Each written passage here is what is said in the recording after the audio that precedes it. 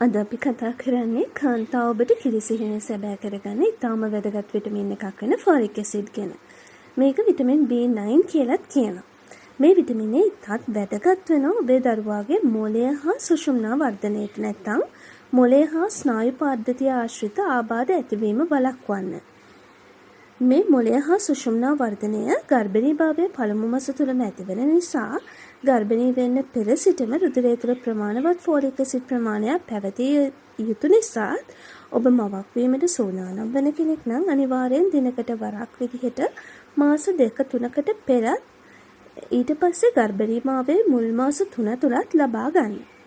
Folic acid ලබා ගැනීම තුළින් නොමේරු දරුවපත් අඩුවීම, අඩුබරපත් අඩුවීම, ගබ්සා වීම අඩුවීම, භ්‍රූණයේ වර්ධනය අඩාලවීම අඩුවීම වගේ වාසි ලබා ගන්න පුළුවන්. දිනකට මයික්‍රෝග්‍රෑම් 400ක ප්‍රමාණයක් ප්‍රමාණවත් වුණොත් පෙරදපරේ මිලිග්‍රෑම් 1ක ප්‍රති වශයෙන් පැමිණෙන නිසා දිනකට මිලිග්‍රෑම් 1ක පෙත්තක් ලබා ගන්න.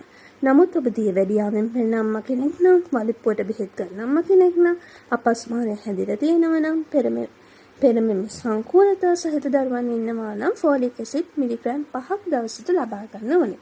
ඉතින් මේ වටිනා විටමිනය ඔබ ගැප් ගන්න බලාගෙන ඉන්න කෙනෙක්ට ලබා ගන්න අමතක කරන්න එපා. ඉතින් තවත් දවසක මේ වගේ වීඩියෝ එකකින් හමු වෙනකම් ඔබට සුවබර දවසක්.